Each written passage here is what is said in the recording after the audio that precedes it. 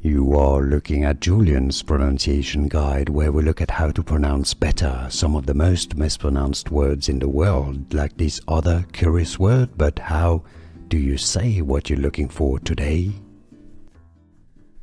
Name pronunciation. Let's break it down. In French, there are different pronunciations, yes.